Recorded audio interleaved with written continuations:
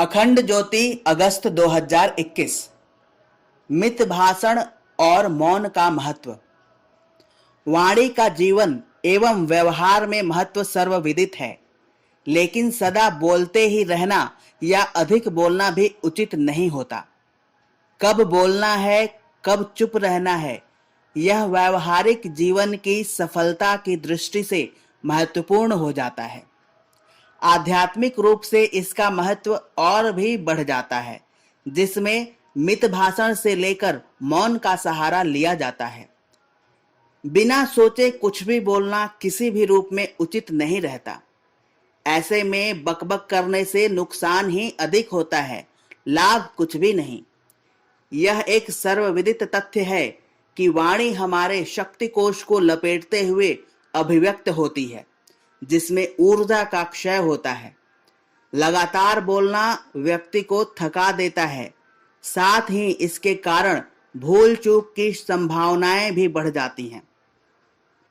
बिना सोचे मुख से गलत बोल निकलते पर फिर पीछे पश्चाताप के अतिरिक्त कुछ शेष नहीं बचता। इसकी भरपाई करने में फिर अनावश्यक मशक्कत करनी पड़ती है। बिना सोचे समझे अनावश्यक शब्दों का उपयोग व्यवहारिक जीवन को भी जटिल बना देता है। रिश्तों में दरार पड़ती है एवं आपस में गलतफहमियां पनपती हैं। बिगड़े बोल परिवार एवं यार दोस्तों के बीच कलह क्लेश का कारण बनते हैं, जिसे यदि संभाला न गया तो हिंसा प्रतिहिंसा युद्ध एवं विकराल संघर्ष की परिस्थितियां तक खड़ी हो जाती हैं।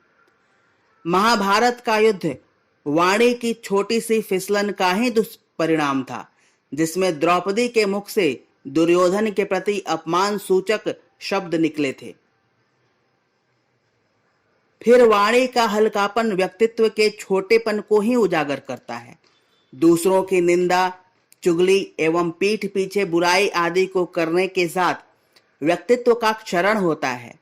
व्यक्ति की चारित्रिक दुर्बलता इंगित होती है और व्यक्तित्व अपनी गरिमापूर्ण स्थिति से गिर जाता है।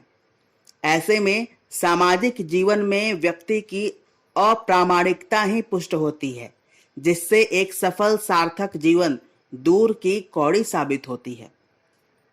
इस पृष्ठभूमि में अपने आंतरिक एवं बाह्य उत्कर्ष की दृष्टि से मौन या मित भाषण का अभ्यास अभिष्ट हो जाता है।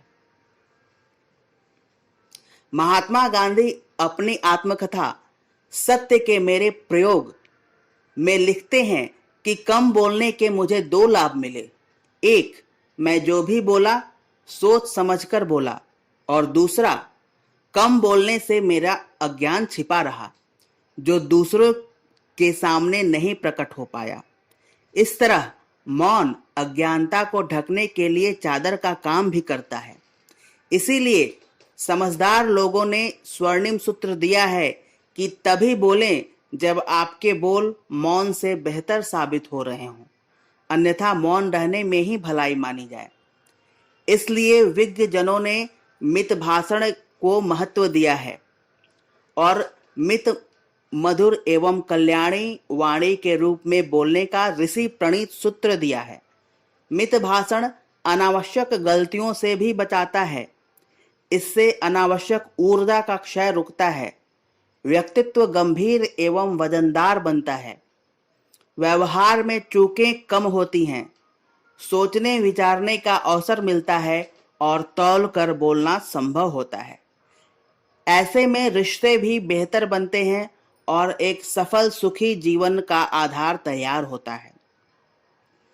यदि आवश्यकता हो तो विशेष परिस्थितियों में मित भाषण से आगे बढ़कर मौन का सहारा लिया जा सकता है, विशेषकर तब जब सामने आपकी बात को समझने वाला कोई न हो या किसी विपरीत बुद्धि मूढ़मति से पाला पड़ गया हो। ऐसे में प्रतिपक्षी को समझाने का अधिक असर नहीं होता, बल्कि स्थिति वाद विवाद एवं कलह तक आ पहुंचती है तथा उसके स्तर तक गिरने के लिए विवश होना पड़ता है। ऐसे में अपनी मन की शांति को बनाए रखने के लिए मौन ही सार्थक प्रत्युत्तर रहता है।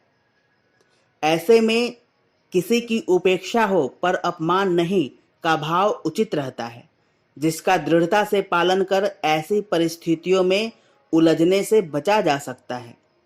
यह व्यवहारिक जीवन में शांति के साथ प्रकारांतर में आंतरिक विकास में भी सहायक सिद्ध होता है। अतः विषम परिस्थितियों में कभी कटु वचन न बोले, शाब्दिक हिंसा में प्रवृत्त न हो। कोई कैसा भी व्यवहार करे, पर हम निंदा, चुगली एवं प्रपंच से सर्वथा दूर रहें।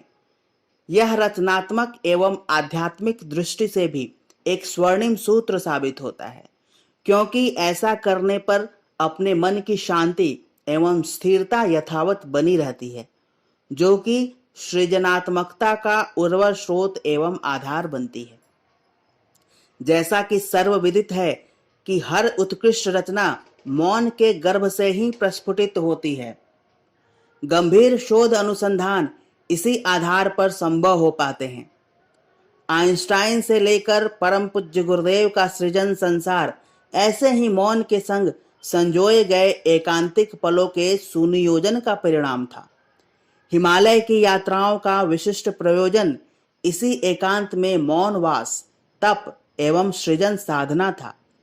इन्हीं बहुमूल्य पलों का सदुपयोग करते हुए परम पूज्य गुरुदेव ने अल्पकाल में ही आर्ष वाङ्मय की रचना का भागीरथी प्रयास संपन्न किया, जिसकी प्रचुरता को देखकर कोई भी दांतों तले उंगली दबाने के लिए विवश होता है। मौन आध्यात्मिक दृष्टि से भी व्यक्ति को सशक्त करता है।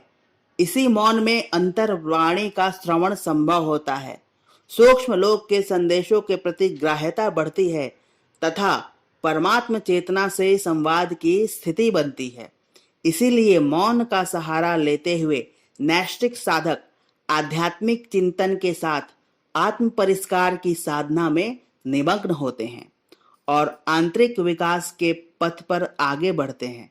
इस तरह मौन और मित भाषण को साधते हुए सृजन साधक अंदर शांति के साथ बाहर सफलता के मार्ग पर गतिशील होते हैं। समाप्त।